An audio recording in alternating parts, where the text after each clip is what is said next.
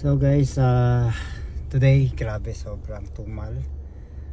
Nung simula grabe sobrang tumal. So at least habang tumatagal nakaka-recover tayo. Time check, it's 10:11 PM. So last delivery ko, andito ako ngayon sa Seneca Residence, Seneca College.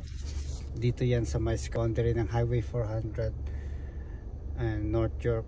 Medyo matumal pero medyo okay lang din. So tiring day. So hindi masyadong maganda.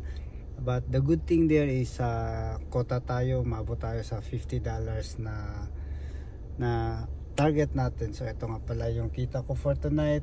Ayan mga loads, no. So hindi siya masyadong malaki, hindi siya masyadong maliit, but at least meron tayo. So yun ang mga loads sa lahat ng mga nagde-deliver dyan. Ride safe and keep safe. Tandaan nyo, hindi lahat ng araw ay piyesta, kundi meron ding mga matumal. So once again, God bless and keep safe. Peace.